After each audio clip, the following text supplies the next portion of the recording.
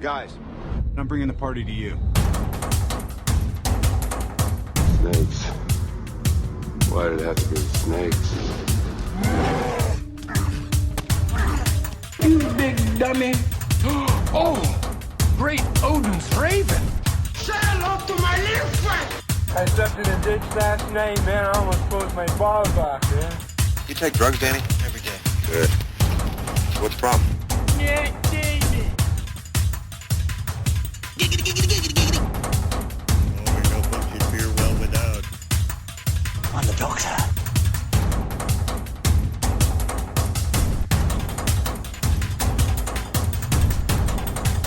Gangsters, what's up, guys? This aggression will not stand, man.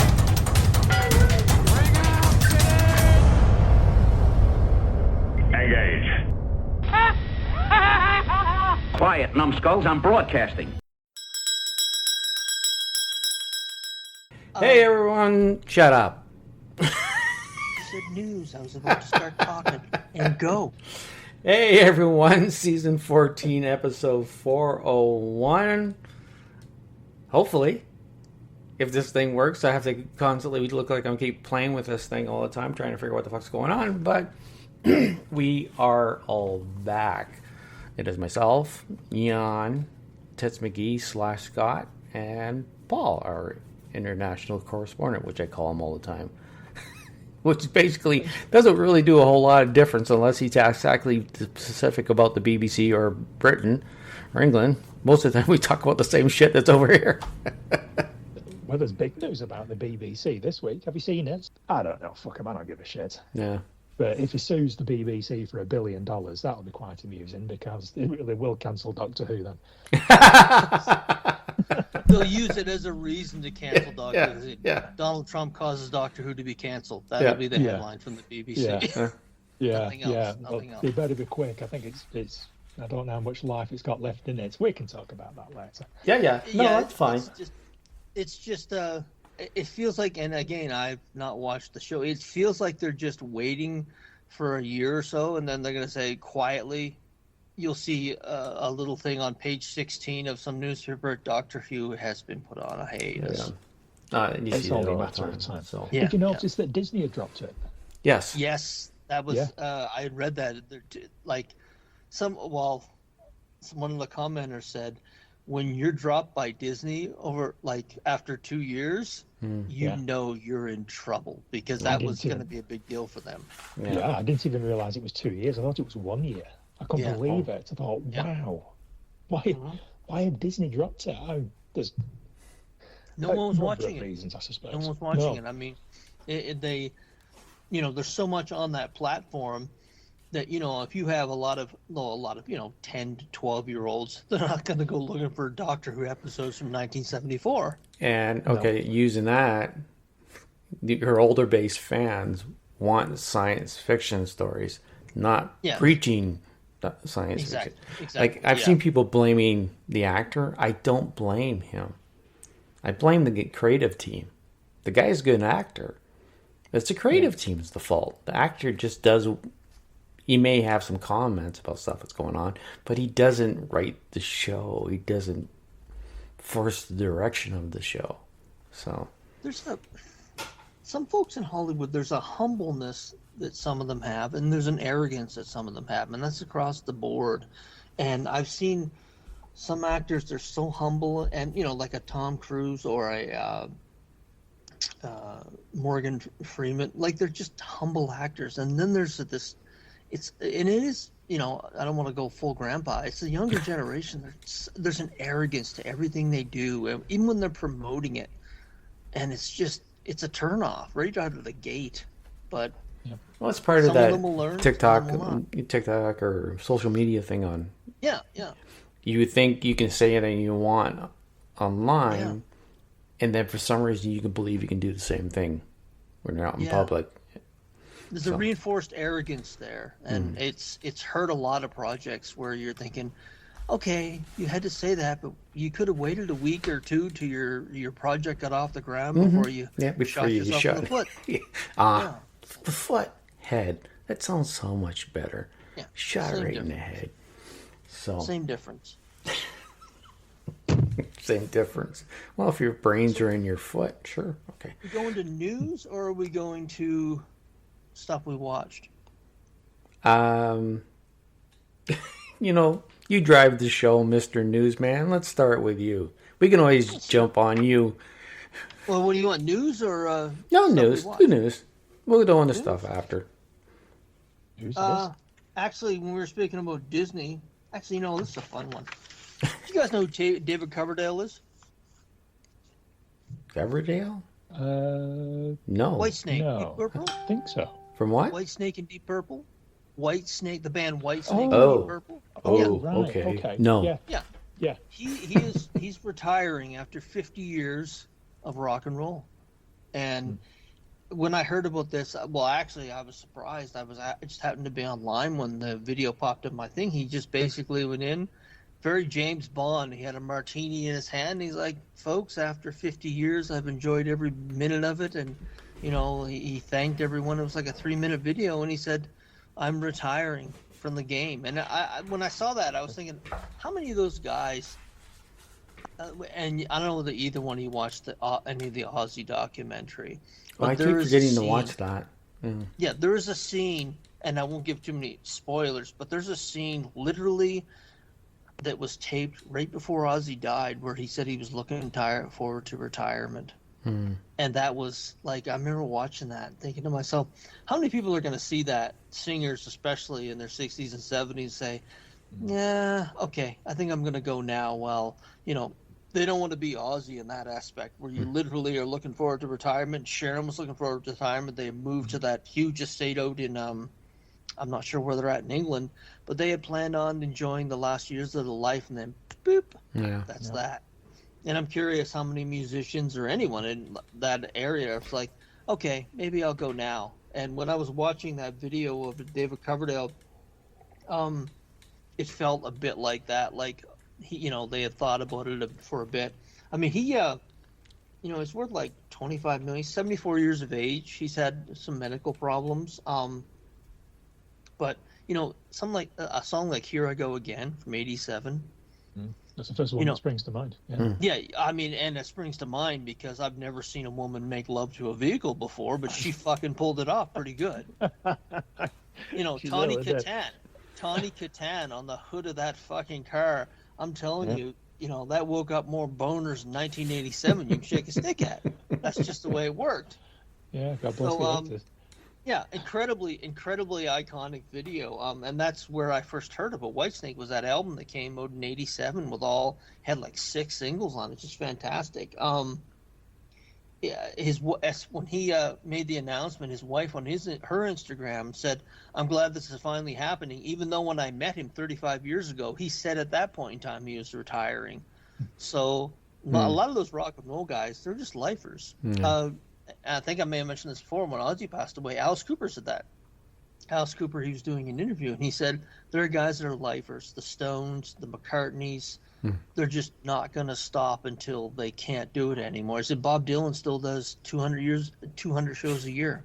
They're lifers. Yeah. So I'm kind of glad that he's I've got a bunch of his albums, but he's really underrated. But he's been doing it for 50 years and retired. So kudos. Yeah.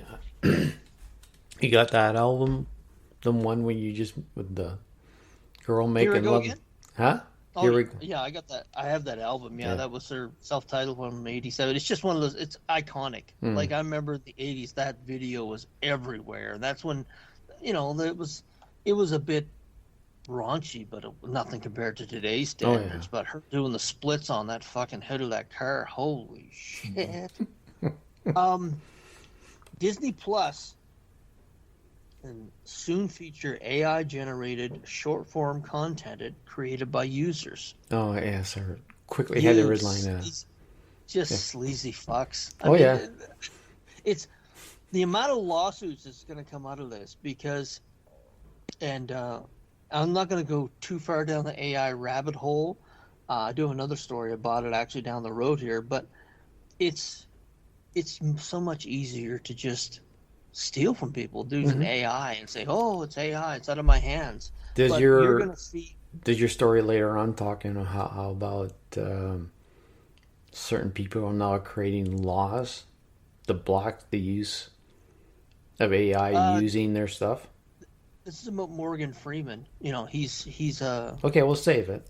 But yeah, he's not very happy about it. But I've seen, and just to add to that, I've seen lawsuits from writers and artists creating laws that AI cannot use any information that they brought up to use to create whatever they want to use it to create with.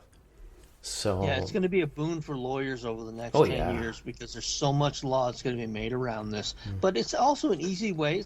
I call it the American idolization of this industry, because you're going to have users that are going to upload content. They're not going to read the small print, and in the small print it's going to say, hey, guess what, this thing you just uploaded, we now own it. And if we want to take the idea and turn it into a feature film or TV show, we own the rights to it. Much like when they did American Idol, these folks who signed up for it didn't realize that they were basically signing everything away. And I've said this about American Idol, it stunted about 2 generations worth of talent coming out of the music industry by just abysmally destroying their careers. There's only a few that came out of that, out of thousands. And it really hurt the music industry because, you know, there's something about playing in front of people, even if it's like 10 or 20 at the time, as opposed to just putting yourself on TV, bombing, and never doing music again.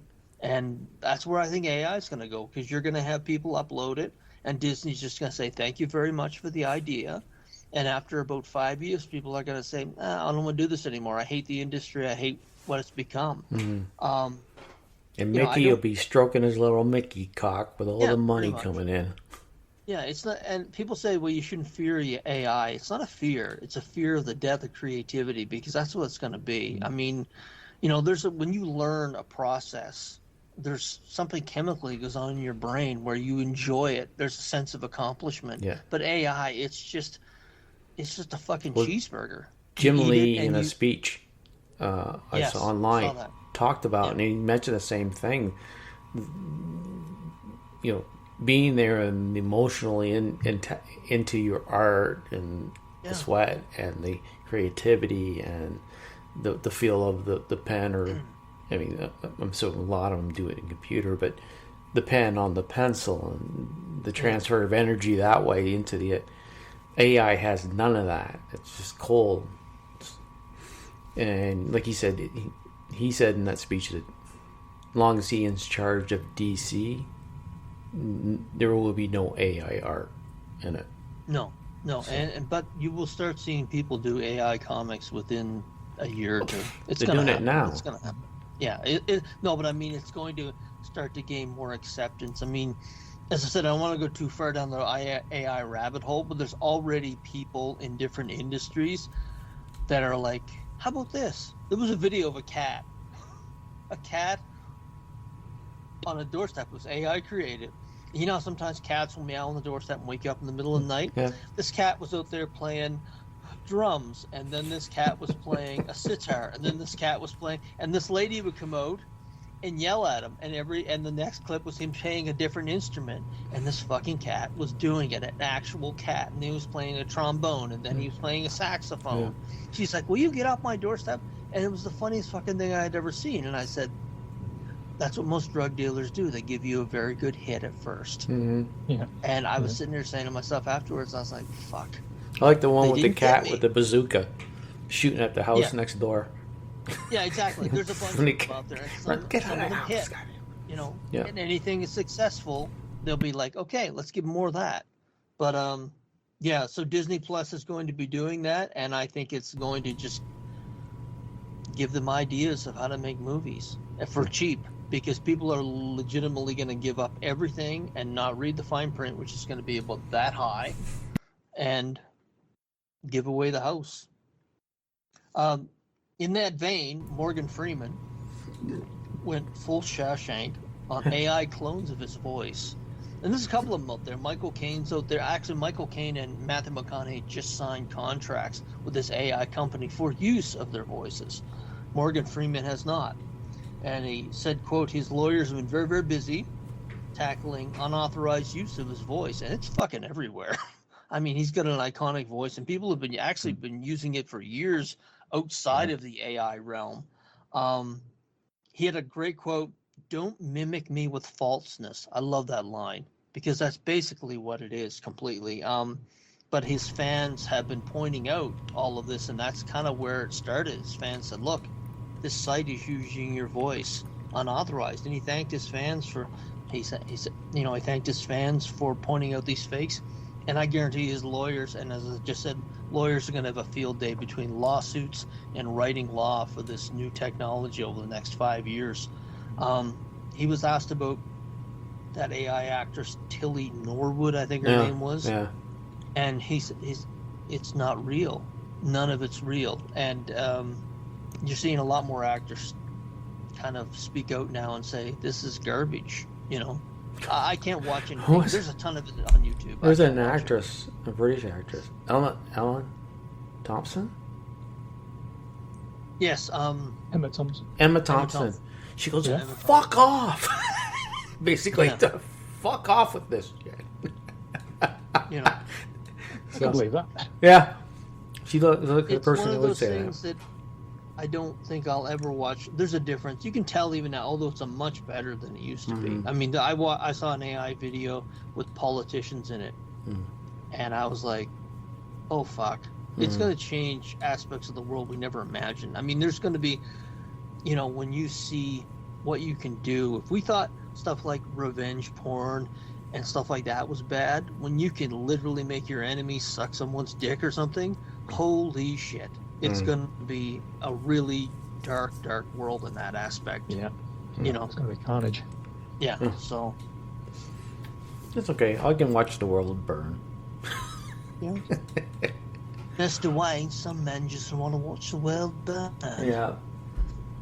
Yeah, Michael Caine will sue you for that. Michael, I didn't use AI. That was just me. But I'm glad you guys realized who I was mimicking. Yes. I love his quote about that Jaws 4. I never saw the movie, but I did see my mom's house that built with it. That was a great line, eh? Yeah. There's some about those actors. They're so eloquent when they say "fuck you" to anyone who's saying something stupid to them. Yeah. They never just say "fuck you." They always say, "Yeah, really? Yeah. Couldn't care less." Yeah. What else you You guys got? got any news? I got other stuff. I got Lionsgate is releasing Dogma on 4K UHD Blu-ray this December. It's being released on December the 9th. It's going to be a complete 4K restoration. Kevin Smith reported that he's working with they never named the company actually, which is a bit weird. I'm thinking, why would that matter? But it's going to include a 90-minute long documentary on the making of the film, 3 hours, over 3 hours of other extras. That's a lot. Yeah. I don't know how much it cost, but it's a lot. I'm glad actually that they're putting it, because for the longest time you had a hard time finding that movie because it was so controversial. You know? Yeah.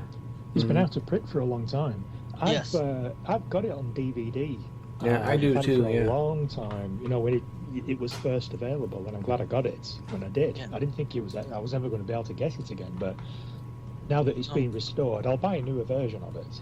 But I'm glad I've still got the DVD, and that's got a lot of special features on it. Yeah. Well, that's a crap load of stuff. Yeah. Steelbook? Is that I don't know what a steelbook is It's exactly. just- What's the? Oh, it's just a case that's got like a tinny sort of feel to it, and it's a collector's. DVD and Blu-ray cases are all plastic. The Steelbook is the same dimensions as a Blu-ray or DVD case, but it's got like a tinny feel to it. Yeah. And It sometimes is the literally just, cover's a embossed, collector's gotcha. right? Yeah. The cover's embossed, so it's kind of like up. Yeah, And it can be. It can be. Yeah. So I remember the controversy in that went in the theaters, like the whole eviscerating of the Catholic religion. But I remember also thinking that, what's her name, in the Baby Dolls in the strip club, Salma Hayek. Oh yeah. Yes, God of course. almighty. I mean, there's so much in retrospect when you've got Matt Damon and Ben Affleck, and you've got the late Alan Rickman. Yeah. There's a lot of, and again, George Carlin, the truck driver. Yes. Right. No, he wasn't. Well, that's in another movie, but in. I thought that was in Dogma. No, in Dogma, he's the priest. In, he's the James priest. Silent, Yes, Bob Strike Back. Yeah. He's the priest. Yes. Yeah. Buddy but, Christ. I mean, all that. Yeah, Buddy Christ. All of that was so controversial at the time, and it hurt the film at the time. But I think now it would. And I may be wrong, but I think when this was released, if it's a huge success, you may see Dogma 2, just for the simple fact it's a different time now, and I think the movie received as a Kevin likes making sequels. He fucking loves making sequels. So, it could be. But when you talk about that, it always reminds me of the shit that Monty Python went with, like with My Life of Brian. Same thing. It's how dare you? And there's a good clip online with John Cleese and Michael Palin talking to some priests from the Catholic Church and stuff like that. Yeah, it's really interesting. Well, did you guys hear about Cleese canceling his shows in Israel? No. He had a bunch of shows, and they were going to be done in November, and there had been a thing where on his X feed he had been saying a lot of anti-Israel stuff over the last couple of months, and he hadn't before ever. He had waded into politics a bit, but not as much as he had been. Finally, in November, he canceled the shows, and there's a bit of thoughts now that he wanted Israel to cancel the show so he wouldn't have to pay any fees for cancellation fees. So he tried to do it. But, he canceled a bunch of shows that were sold out. They were sold out in Israel, I think 3 or 4. And no one can really figure out why. But just one of those things. I mean, he's 80. Do what the fuck he wants. Yeah, he's 80, 84, 85. Yeah. Jesus. But he's He can do what the fuck he wants anyway. Yeah, I said to Susan, if he comes back to Edmonton, John and I are going to do the hat trick, and we're going to see him one last time. I said to myself, only this time, I said, I want to get good seats. And she knows some people in the industry, and I said, get me some Q&A seats. I want those seats where we can stick around after the show and chat. We kind of worked our way up. The first time we went to see him, we were in the back, and the next time our seats were a little better, and I said, this time I want to be right down in the fucking front row type thing. So, we'll see. Yeah, you never know. He's got to pay the axes. Yeah, some of those guys. There was someone else I was reading the other day. Some of those Hollywood guys just get fucked in their divorces. Oh, that's what it was. Bill Gates' wife. Like that. I mean, women go through a lot of shit, but in some cases, it'd be nice to have a vagina for the day. Because holy shit, like his wife got billions. Yeah. Well, the one thing is, don't get married in California. Yes, 50-50, yeah.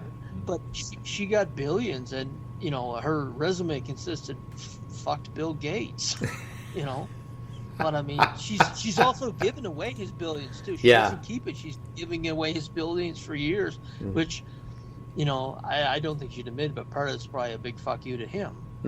But, some of those Hollywood divorces, the famous Eddie Murphy on Delirious, when he's talking about Johnny Carson getting divorced. Take half his shit. Half his shit. Yeah. He's got a new documentary I'm watching the weekend. If you guys have a chance to watch it, I've seen a few clips from it. It looks very good. I've seen him online with two mannequin type things of Bill Crosby and Richard Pryor. You know what you put in the pudding. You know what you put in the pudding.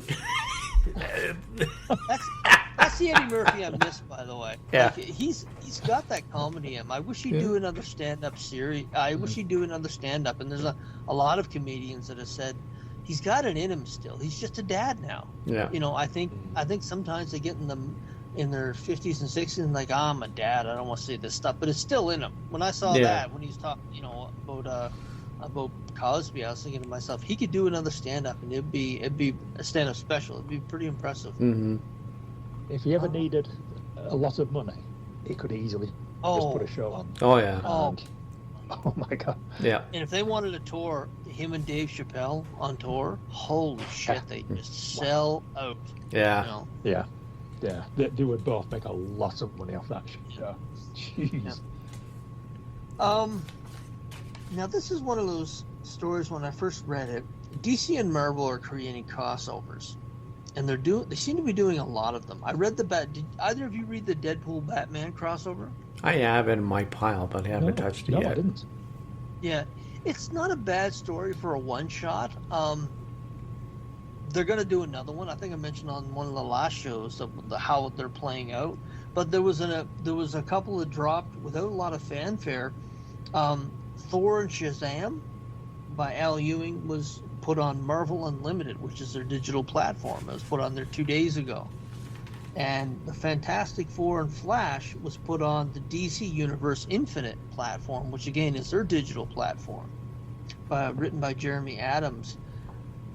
This struck me as kind of funny because, you know, only people who are probably over the age of 40 can realize what a monumental event stuff like this is, having Marvel and DC crossovers, especially since, you know, they did a few in the 70s, but the 80s and 90s and 2000, unheard of. They they wouldn't work together. Yeah. You know, it was an open competition and hostility almost.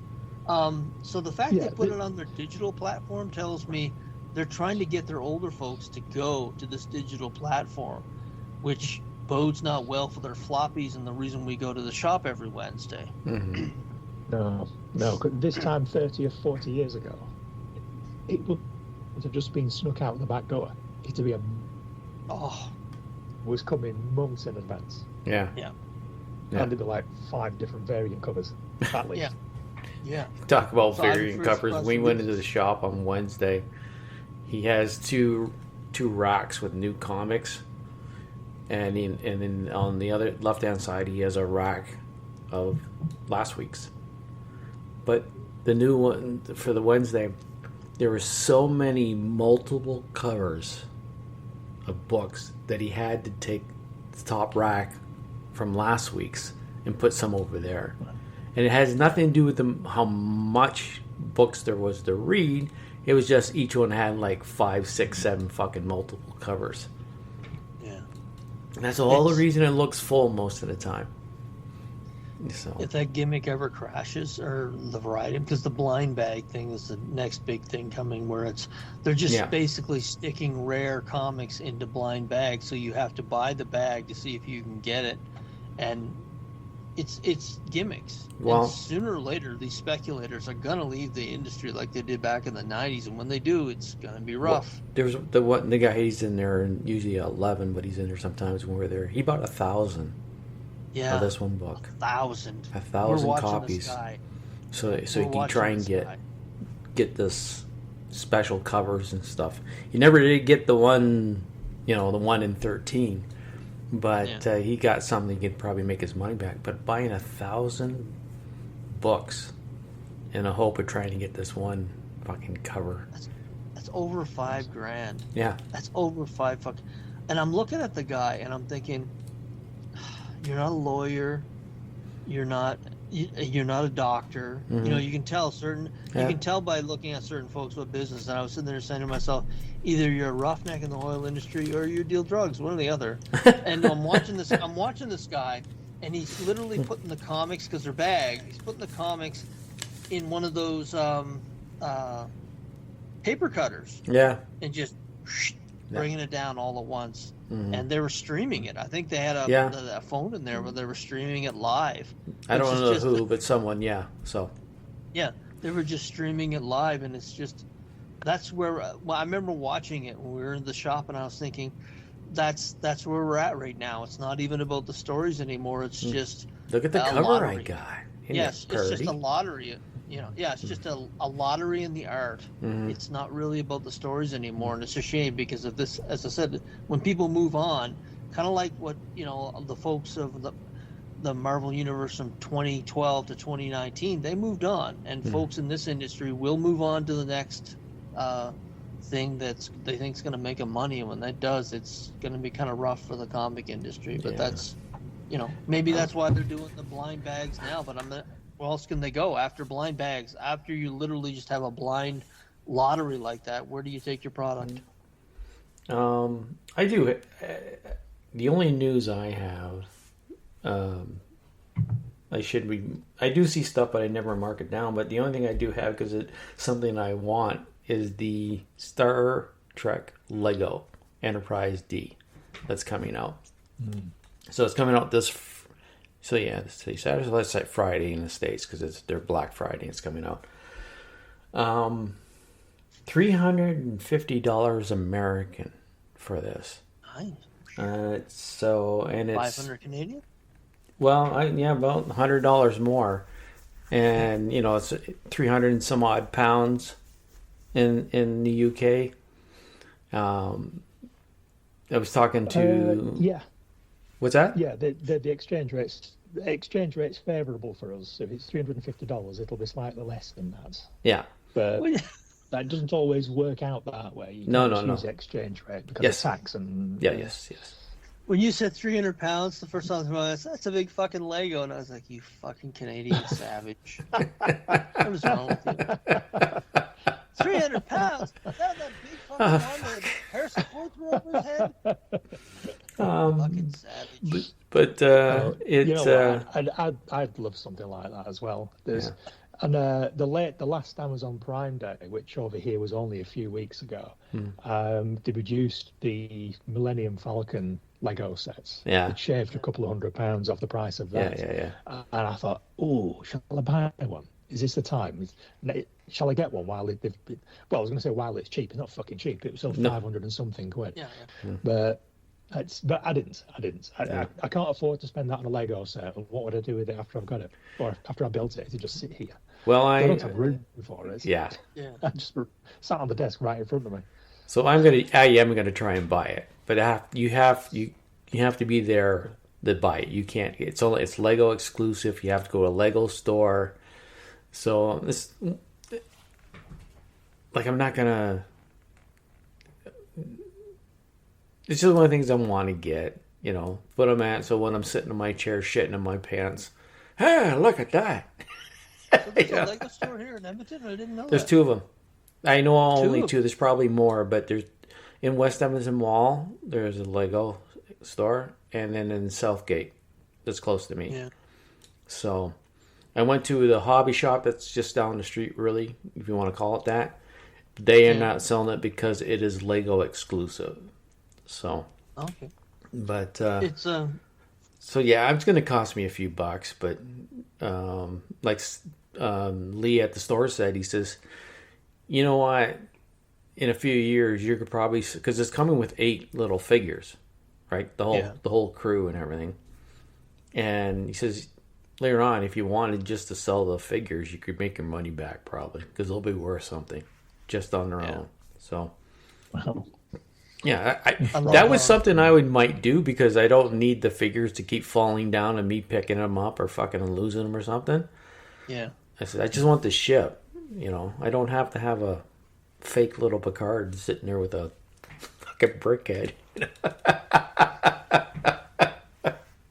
It's amazing how that stuff. I love going to the dollar stores. I love it. It's a great experience. You get this cool shit for $3 or $4, but it's amazing how much stuff I see in those stores now that never would have been in there 10 years ago. A lot of Star Wars stuff, a lot of Marvel stuff, figures that you never would, like Thor related stuff from the movies and stuff that you would have never, but they had King, what was that? It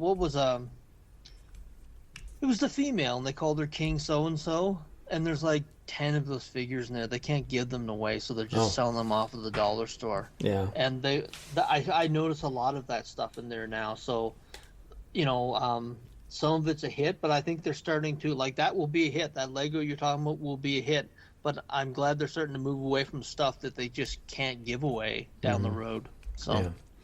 Yeah. Go to the secondhand stores with him. Oh God! I go to the books. He goes to the toys.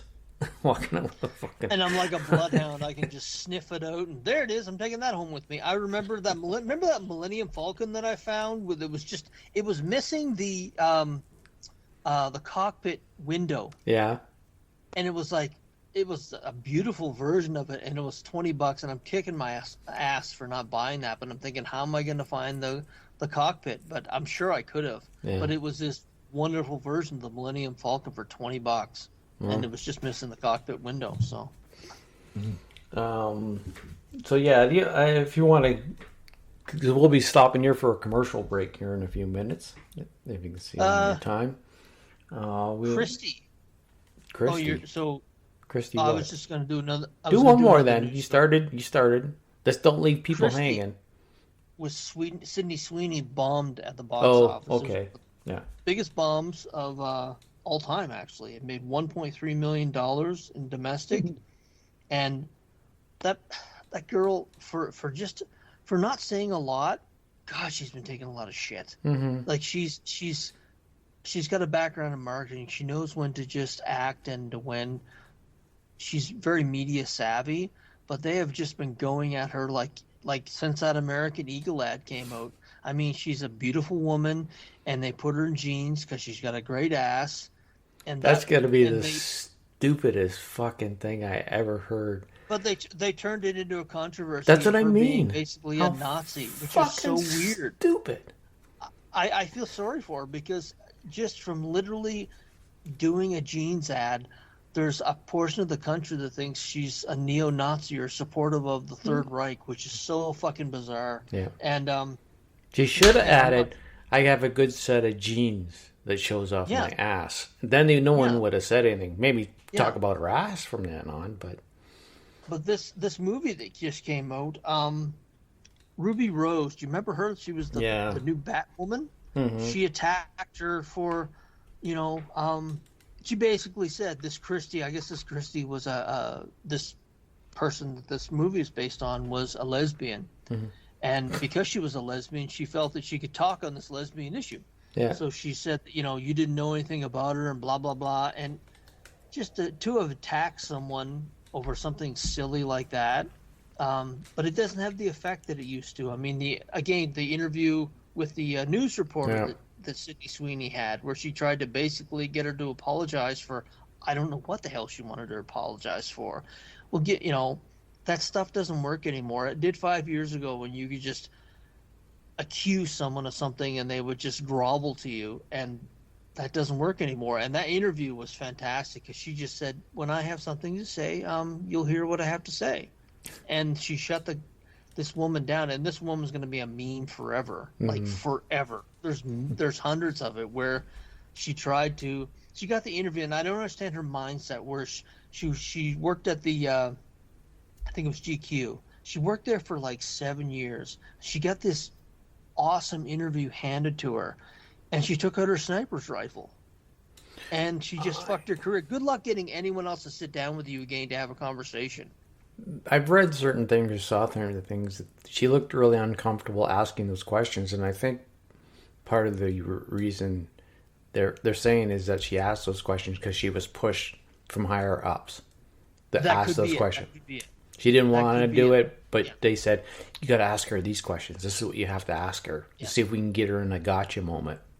Yeah, even her cadence, though, that actually, they call it voice fry, there's actually a term for voice fry, where they'll drag out certain words, and there's a generation now that talks like that. Well, actually, you know what I'm talking about? Valley Girl. Voice fry. Yeah, it's Valley Girl. It's an actual thing they call voice fry, and she did that during the interview, and it sounded awful because she looked like a mean girl doing it, where she just looked, I want to give you the opportunity, and it was just bizarre. I love Yeah. She fucked her career. I mean, she's going to be a meme forever. And some of them are really, really funny. Yeah. But Sydney Sweeney, the amount of controversy around her for doing nothing except making movies, looking beautiful, and keeping her mouth shut fucking insane. I know. You know, it's very weird. It's very weird. It's probably Poor because girl. people are jealous more than anything else. Yeah, but it's one of those like poor girls with the perfect tits and ass and face and etc. etc. I mean, I'm sure she's doing wonderful and she's handling it great. She's like, I don't give a fuck. Next. Last week when Bill Maher talked about her tits, someone were giving her a hard time because she was wearing this dress, really in a cashier, and you could see her tits, and she just leave her alone. She just wants to show her tits off or something like that. Yeah. I can't remember what it was. I call it the C-3PO dress because her one of those breasts are about the size of C-3PO's head, and it was in a shiny little dress. It was I mean, it's she's a very attractive woman, but it's the amount of hate that she's getting just for existing is bananas. Okay. Well, folks, we're going to take a quick commercial break, and we will be right back. All right. Constipation can be a problem for anyone, even doctors. And when constipation occurs, it's interesting to see just what doctors consider important about a laxative they might use or recommend. Well, a majority of the doctors we heard from had this to say.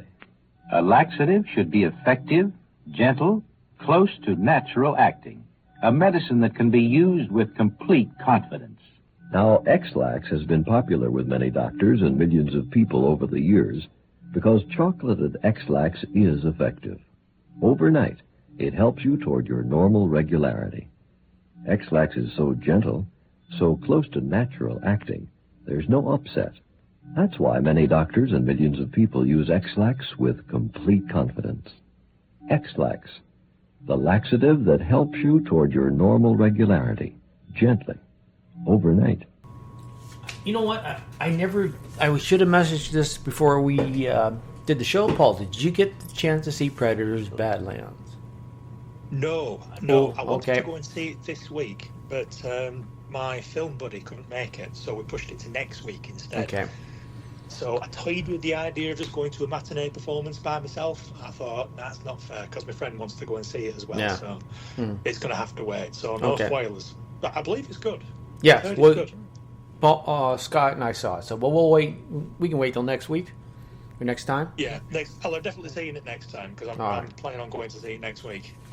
Okay. Next week's a busy week. I'm going to go and see Predator, Running Man, and what's the other one I wanted to watch? I can't remember. I thought about Running Man.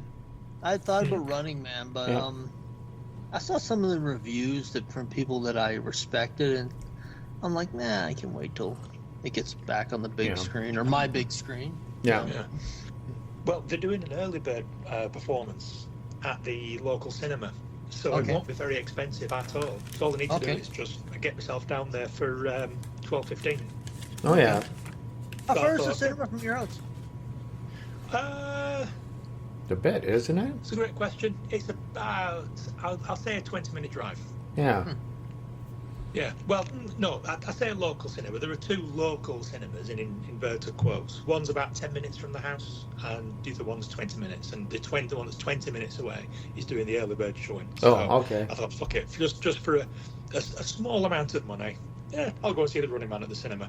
I'm interested in it because I know that it follows the book more closely than the Arnold Schwarzenegger movie. Yeah. And also it's by Edgar Wright, and I like Edgar Wright movies. Yes. Yeah, so he does. I'm interested enough to go and see it rather than wait for it to come on streaming. Mm-hmm. I was an Edgar Wright fan right up until Ant-Man Quantum Farts. And I was like, I don't know. Didn't he do that? Didn't he do the last Ant-Man film? No, he never. No, he didn't do any. He walked away from that from the first one. Is that what he... Yeah. Okay. Yeah, he left it. It was Peyton Reed did the first one. Oh, Peyton Reed, okay. I don't know whether he did the second one or not, but Edgar Wright was going to, but didn't. Yeah. Yes, so okay. That's what... he's watched. So now you become a fan again. No, I'd watched a few things. What else has he done? Baby Driver. Yes, I enjoyed that. Cornetto trilogy. Yes. Shaun of the Dead, Hot Fuzz, and yes. Yeah, that's where I've seen him. Okay, yeah. Yeah. I knew I was a fan, but I kept thinking that I knew he was attached at one point in time to Ant-Man, but yeah. No. Fuck Peyton Reed then. I think he did the Scott Pilgrim film as well. Okay. Might have. So, I have to go check. Yeah, I think he did. Oh, we have a computer, Have Have either of you seen Marvel Zombies? Yes. I still haven't watched the rest of it because I'm kind of burned out on that style of zombie. I'm going to bring up something I watched that someone made a comment about that made me realize, different. Do you mind if Paul and I talk about it for a Go few minutes? right ahead. I'm not in no All right. rush to see the rest of it. So what was your thoughts on it, Paul? As with most things, I thought it started better than it finished. I think there was some interesting use of characters. I think did we speak briefly, or was I talking to John about it? And I wasn't 100% sure who was fighting Captain Marvel, and it turned out it was Icarus. Yes, Icarus. Yeah. Which I didn't realise. I thought it was somebody else. Yeah. No, it's it was okay. It was okay. What I appreciated about it most was that they used a lot of the original voice cast. Yes. Yeah. Now, whether that's because some of them aren't getting much work at this moment in time, I don't know. Maybe they're already contracted in to do a certain amount of Marvel work. I don't know. It was okay. It had its moments. Some of the humour with the who's that guy who was in Ant-Man? I think he's Korean or something. The FBI guy. Some of the humour with him was quite funny. It was okay. Not great. It was okay. As I always say, it wasn't shit enough to stop watching. Yeah. Well, actually, I called it overall not bad. Zeb Wells was the guy who wrote the script for it. Now, I mentioned before, he was the guy who wrote a book called Hellions at Marvel. It was 20 issues, and I thought it was fantastic, and that's when I first noticed him. He had moved over to Amazing Spider-Man after that. And it was a decent story. It left room for a sequel, but I don't know why they took characters that either flat out failed or weren't as successful and put them in a zombie movie when they had literally thousands of other characters to choose from. And that made no sense to me. Why use the ones that were just meh and were probably part of one of the worst launches? It made no sense. But I mean, I get why they're doing it. They're going to put these characters in the next Doctor Doom movies, the Secret Wars and Doomsday. And I'm not sure if it's going to be a good thing, because if it does crash, if those movies aren't successful, that's what they're going to blame. So, it's one of those things like, do you believe in love at first sight? If not, I'll walk by again. It's very odd that they're pushing themselves down this track. The big guns, I noticed the big guns died first. I'm guessing because they only had them for a shorter period of time. I'm guessing that's probably it. They had them for a shorter period of time, like what's her name? The actress from Oppenheimer. Florence Pugh. What's her name? Florence Pugh. Yeah. Yeah, Florence Pugh. She was only in there. I thought she'd be in there longer. Then I realized, well, yeah, she probably did a couple of days of audio recording, and she went off to do her next thing. She probably told them, "You only got me for a couple of days." There were a few like that, but you could tell. You can see just where the pay scale starts and stops by the order in which people died. Yes, Florence exactly. Pugh died before David Harbour, who died before. Was that Mahershala Ali's actual voice? No, that wasn't Mahershala Ali. No, that was somebody else. No, because I wasn't sure. I thought it might be, and it wasn't. I think, to be honest, they'd have made a bigger deal of it if it was, because everyone's been waiting for him to play Blade for so long. I think that would have been a big marketing push, but it that's wasn't. Probably why he said no. He's like, wait a minute, you can't get the fucking movie off the ground, and you want me to use my voice? Get the fuck out of here. Yeah. That would be the biggest fumble of the last 10 years, to be quite honest.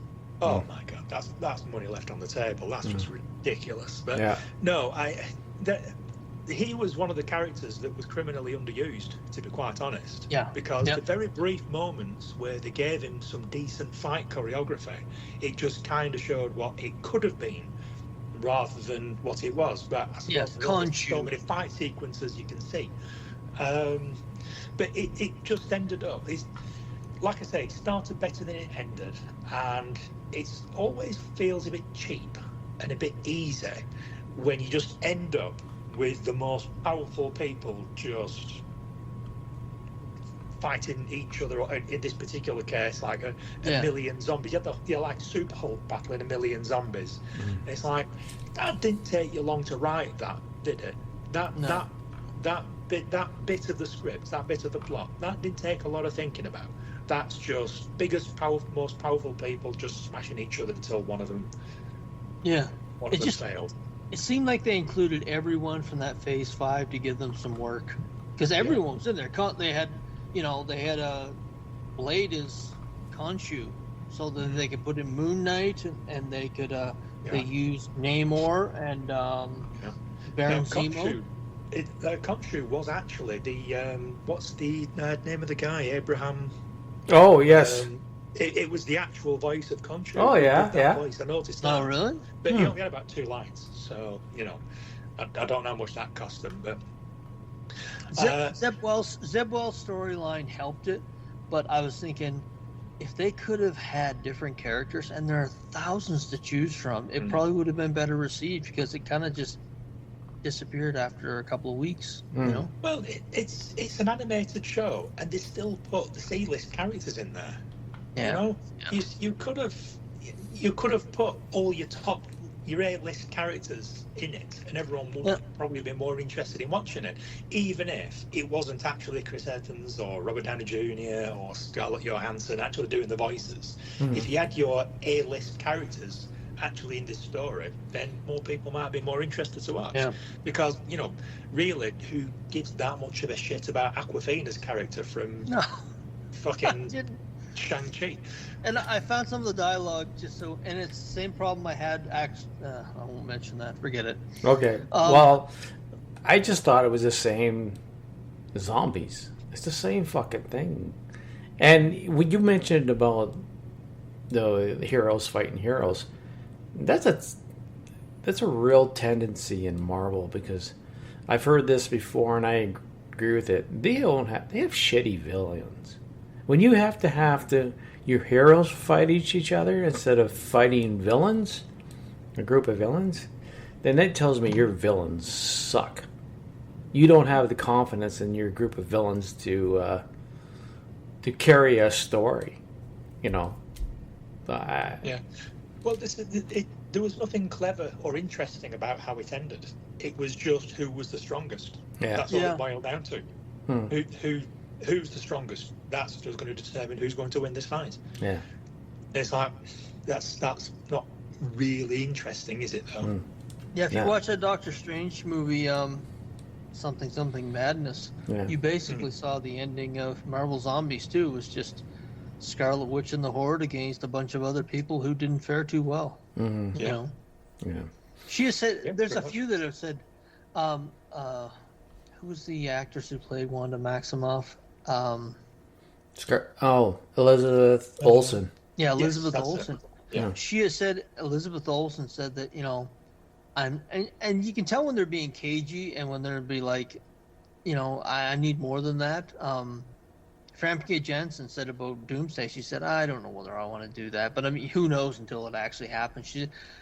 They want something that they can actually act in, and I was very surprised to hear in the voice. She actually did the voice of Wanda Maximoff in the series, but I mean, they're probably paid very, very well to do voice acting.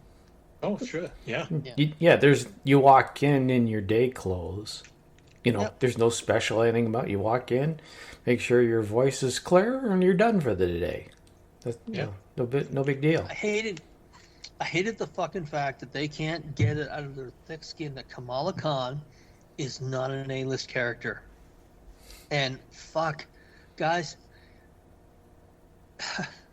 it's like they've never read comics before. Wolverine and Deadpool and all these other characters became popular because over time they were never a hit right out of the gate, and they have tried to flog Kamala Khan on every platform in every medium they can, and it's killing them. It's hurting them more than it's helping them at this point in time. When they made her the lead, spoiler alert, they made her the lead in this series, and no one gave a fuck. I guarantee you, people were like an episode in, they're like, I don't want to watch any more Kamala Khan stuff. It's not something I'm interested in. Yeah. So, no, and they're kind of tongue tied with it because they can't do another Arab character. They can't do a male Arab character because there's a lot of fucking baggage that's going to come with it, unfortunately. Mm-hmm. So, they won't want to either. And I mean, I don't want to go down a route of everyone starting to think I'm like misogynist or sexist or racist or anything like that, but it kind of leads into, I was going to mention Star Wars Visions Series 3 or Season 3. Oh. Have either of you seen that yet? I started... Just a brief aside, we can go back to well, we can move on. We're going to be having... a little bit, and then we're going to quit to start the second show. But sure. But anyways, we can move on. I can tell you about the Star Wars. I started watching in the first series because I hadn't watched it at all, and as I got along, this is shit. I don't care how visionary they think they are. The different storytelling, I just thought it was shit, and I've stopped watching. The reason I started watching from the start is because I saw some of the stuff, the previews for season 3. Oh no, okay, this looks interesting. Let's go and okay, I'll start. Got through it and it's nah, I'm fucking done. I don't. There was like maybe one story that I liked. The rest of it was I have no fucking clue what's going on here. As in, I don't think it was coherent with the Star Wars universe. I know they're trying to show different aspects, but it's like, what the fuck? Okay, done. So, go ahead, sir. What are your thoughts on season 3?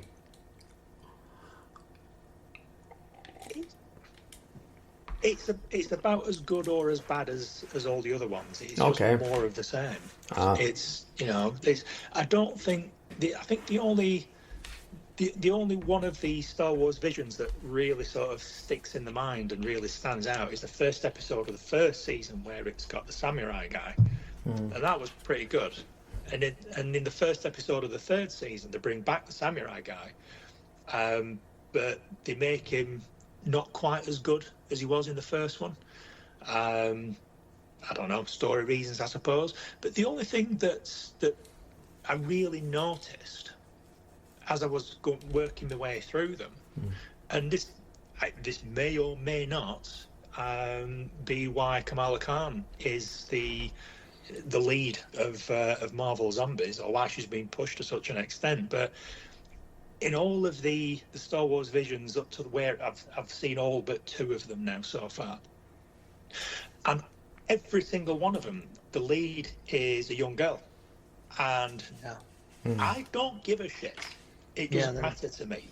Yeah. I don't really, because I'm either in or I'm out. I'm not still trying to decide whether I like Star Wars or not. Disney aren't trying to get me into the property, but they're clearly aiming it at young girls or early teenage girls for some reason. But they all have female leads. Like I say, I don't really give a shit because I'm only interested in the story anyway, which is very basic and not very good. But I mean, they've gone beyond diversity. It's not diverse. It's the same character all the time. It's just a girl who's sometimes is slightly older and sometimes is slightly younger. That's the only diversity that they've got in Star Wars for this particular series. And fair enough. If that's the target audience, then go for it. I don't give a fuck. But it was just an observation, and it just kind of made me wonder about Marvel Zombies as well. Is how many teenage girls have we got that we can make the lead of this show? Well, we can count them on one hand, and how many of them fit into other demographics? Oh, now I'm left with one. Yeah. So let's use her.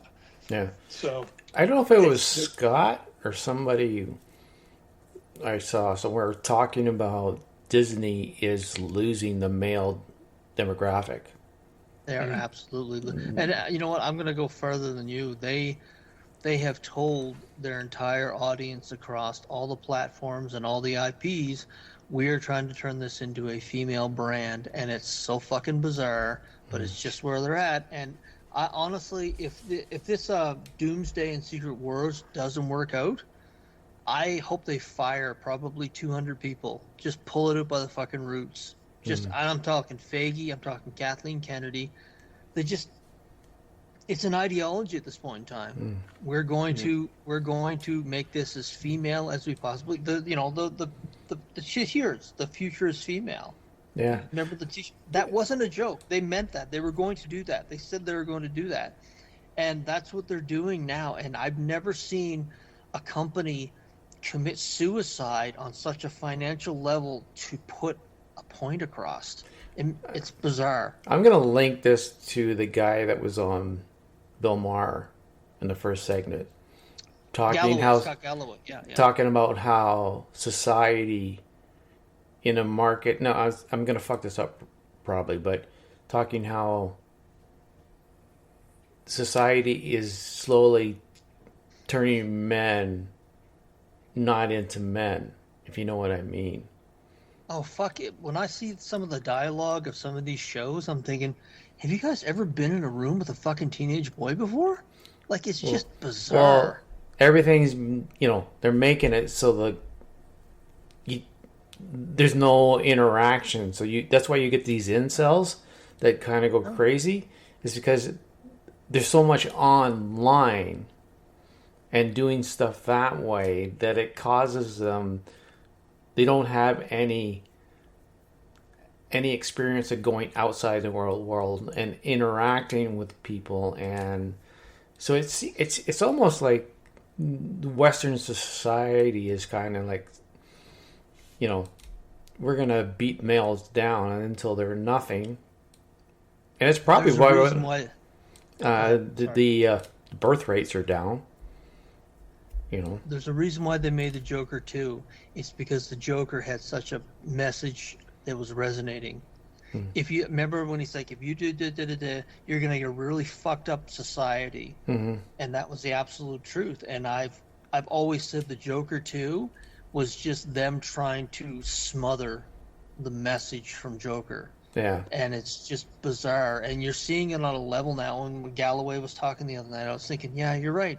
I don't know where it ends, but I don't watch it anymore. I avoid it like the plague. Like, I can smell this shit now on any TV show. And within the first 2 episodes, I just don't watch it. It makes for... If I had a teenage son right now, I would feel very badly for him, because he's being told out of the gate, you're not good enough. You're not going to be as successful as your sister. There's a lot of shit there. But, I mean, I've gotten to the point where the market will sort it out. And the market is sorting it out. I mean, as I say, they've taken the biggest IPs that I never thought they could cripple them. And they've crippled them. But it is what it is. They're going to throw money at it until they don't have any more money to throw at it.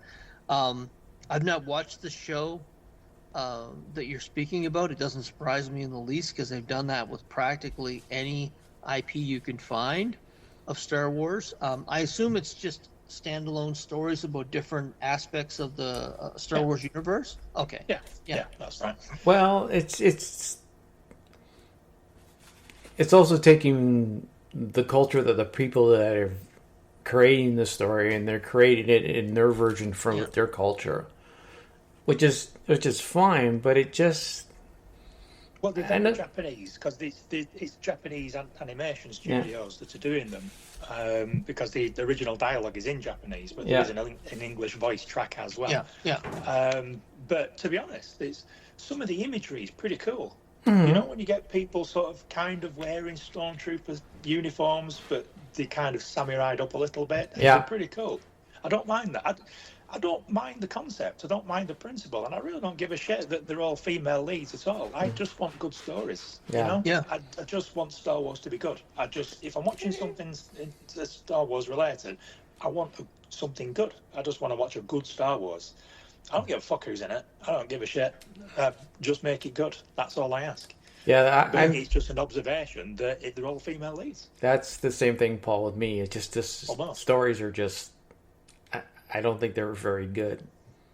Well, that's where ideology trumps everything. When you want to present a certain thing, but there's not a lot of substance behind it. Like, Buffy the Vampire Slayer is one of my favorite series of all time. It had strong leads 25 years ago, but there was more to it than that. They didn't raise their female leads up at the detriment of every other male lead, and that's kind of what they're doing now. Is they're raising their female leads up at the detriment of every male lead. They're basically either toxic or goofballs, or even their conversation. Some of the dialogue, it's like, fuck. It's just enough already. But anyway. Okay. Yeah. What else? Bring it the Fallout trailer. Actually, the final one. I've not seen it yet. They came out with another one. That's because it's coming in December. The series. I think it's December. It's December. Yeah. So they come out with another one. It looks very interesting. Again, it looks like it's really well done.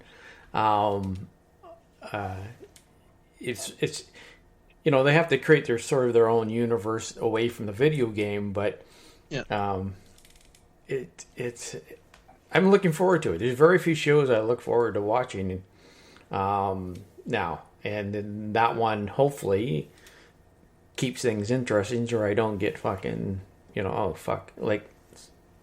It doesn't seem to me like it's having that fuck,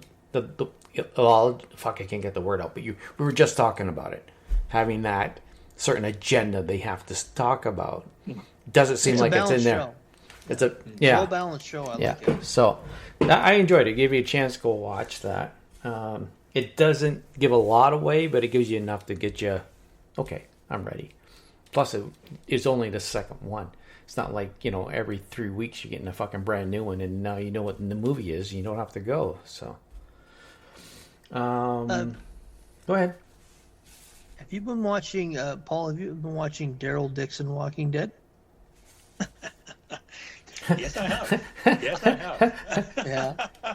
I actually brought this. I brought this up. I said, "What is a little lighter that we can all have a few shits and giggles at?" Here we go. Getting a bit long in the tooth, eh? Yeah. Feels like it felt like a bad Spanish soap opera at times. It was like they brought in all these Spanish actors because they're shooting in Spain, which I'm sure it's funny. The Walking Dead now is basically wherever Norman Reedus wants to take his motorcycle show. Yeah, pretty much. Pretty much it.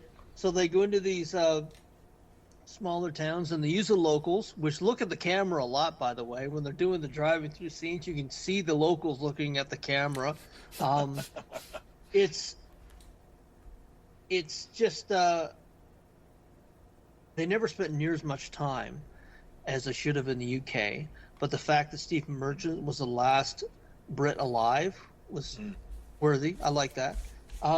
It's great. The behind the scenes stuff with him, where they said, "How long do you need me for?" I said, "Well, you don't get me for a day or two. We'll work around you." I mean, there's some good and bad, but I mean, the choreographed scenes are still hilarious. There's one scene where, what is it? The zombies. It was like one of those things where the zombies are chasing these people, and then Daryl and the group are chasing behind the zombies, and more zombies are chasing behind them. And I was thinking, it made no sense. And a lot of the choreographing on that was just very weird. I like the catapult. The catapult was kind of cool, but for the most part, it was kind of goofy. Zombies are board cleaners. I've started calling them board cleaners when they've walked themselves into a corner. Release the zombies. That's basically what it is. They walk themselves into a corner, and then all of a sudden, someone will open the gate, zombies will come in, and they just wash the board, and so you don't think, what the fuck? What just went on there? And what else? The sex. My goodness, there's a lot of fucking this year. You've got thruples. The thruples in the lighthouse. You've got underwater BJs. Remember on the train? Face came out of the water. I was like, what was she down there? What was she doing down there? Romance. Yeah. Carol got herself, and I was, when they had the shower scene, I was sitting there saying to myself, it was encouraging because he's in his 50s like me and he isn't very muscular. So if that's a big turn on, ladies, I'll be available for showering a little later on the day here. But they need to do the next season. They need to do the last season of Dark City and do one 13-episode season of The Walking Dead and then put it in the ground. Yeah. Because, to be honest, this is the season where they should have got back to America. When they got on the boat with Stephen Merchant, I thought, thank fuck, we're going to get back to America. We're going to find our way back to Rick Grimes, and then we can put this whole thing to bed. Yeah. And then when they washed up in Spain, I thought, Spain? Are you fucking kidding me? Yeah. Spain? What next? Oh my God! I thought what really irritated me right from the start was when they arrived in London, and I thought, that is not what London looks like. That is what AI thinks London looks like. Nobody on the production team thought to double check that the AI artwork actually looked like fucking London. That is not London. That was mentioned a few times. Yeah, that was mentioned a few times online. It wasn't London at all. That was not London. No. What the fuck? It's not hard. It's not hard. It's been there a long time. There are lots of photographs and paintings of London. What fucking cheap shit AI program did you use that looked everywhere except actual photographs of London? Oh, fuck me. So, I thought, oh, Jesus Christ. But then when Stephen Merchant came into it, I thought, oh, I like Stephen Merchant. Yeah. He's, this will be quite interesting. 20 minutes later, he's dead. Spoilers, everyone. He said he didn't have a lot of time. He told them up front he didn't have a lot of time, and they said, whatever, we'll bring you in, kill you as a zombie at the end of the episode. They literally said that to him. You'll be dead by the end of the episode. Yeah, and he was. And he was. It's an interesting one. It's the type of show that I really wish that I could like. But my God, they put so many obstacles in your way. Yeah. It's just crazy. And as we've discussed previously, they've just completely done away with the jeopardy of no food, no fuel, no ammo, no weapons. It's everyone's got them now. Everyone's got a gun, everyone's got a car. They're having feasts every night. It's like, wow, that's, you're doing okay for yourselves. So that is the survival aspect of The Walking Dead has just been long forgotten about. Yeah, zombies are just board clearers. That's it. They're just board clearers. They've given them different names in different countries, like the Hollow Men. They're calling them the Hollow Men in Spain. I just call them board cleaners now because that's what they do. They just clear out shitty writing. Yeah, pretty much. So kind of a waste of a season. I mean, what did it actually do for us? It didn't bring us any closer to a resolution. There was no real character development. There was no progression of the story. I mean, the guy from France, he made an appearance right at the back end of the season, and it's sort of like, does it matter at this point? I'm holding out. I just want Daryl and Rick to get together again. I just want to see that reunion between those two characters. All the cast, really. And then I'm done. And the rest of the cast. It'd be nice to see the rest of the cast again. Because Daryl still thinks Rick's dead because he's been away for such a long time. And I just want to see that reunion. And that's it. And I'll be happy. So please, just in the next season of whatever, it doesn't even need to be a Daryl Dixon season or a Dead City or a Walking Dead, whatever. Just give me 6 episodes. I don't even need a 13-episode season. These fuckers aren't going to be able to make 13 good episodes of The Walking Dead. You're asking too much. Let's go with 6. 5. I hope it's not 6. I hope it's not 6 because they've shown they can't tell good stories in 6 episodes. And that Rick Grimes return story felt very rushed. Give it 13. The one thing I did notice about this season in Spain, a lot of the actresses, they had them basically dressed in burlap sacks. And I was sitting there saying to myself, I bet you're incredibly beautiful if you're not wearing a bare lap sack, and they were. I did notice that, and there was a lot more fucking this season. I was sitting there. That's one thing I've always had a problem with The Walking Dead. No one seems to like to have sex in the apocalypse. Mm-hmm. But I did notice there was one girl when they had that motorcycle gang of 6, where they were coming back to the encampment. They're all getting picked off one at a time. Yeah. The young lady who her helmet just rolled down the rocks. Yeah. When they were showing her going up the rocks, she had a stunning figure. I was like, who is this? Well, she's motorcycle. She's actually, a lot of those folks in that scene were actually motocross champions who just happened to, they peppered the season with folks who were just fans of the show who happened to be good in their genre. So all the people there in that scene were actually motocross champions from various provinces or so forth. Right. But yeah, that's the only thing I noticed that we're. But as far as doing it, give me 13 episodes, because they've proven that they can't really do a decent story in 6 episodes. And it's the fucking Walking Dead. It's going to be the whole new cast. They can do a lot with a 1 season, but no more than 1 season, because it's just time to put it to bed. No. Absolutely. Yeah, absolutely. The only thing that I will say that I noticed, it was dripping in spaghetti western references. Yes. It was neck deep in them. It really was. Yeah. Which I'm not normally against, but I mean, do them well. You know, you're stealing from classics. How why is this not better? Why are you not doing this better? Just do a frame for frame reshoot of any Sergio Leone western or something. But no, they couldn't even do a good job of that. They couldn't even plagiarize. Norman Reedus did his own stunts. Norman Reedus did his own stunts because he had that old man run. Yes, he did. He had the old man run. Every time he went to run, it was like Norman Reedus did his own thing, but he had that old man run. He's getting up there. Oh, I did notice that. I could tell when he was doing his own stunts. Yeah. I thought, that's Norman Reedus. Yeah. Norman Reedus. That's Norman. I don't give a shit. I'm in it for the money, Reedus. Yeah. Okay. Well, we're going to end it with the old man run, and we're going to quit for this show. Make sure we have enough time to do a second one.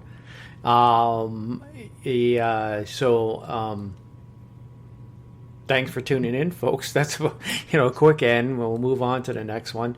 Thanks for tuning in. Thanks for downloading. We're getting a little bit more downloads simply because of now I have almost 5 days a week of stuff going up.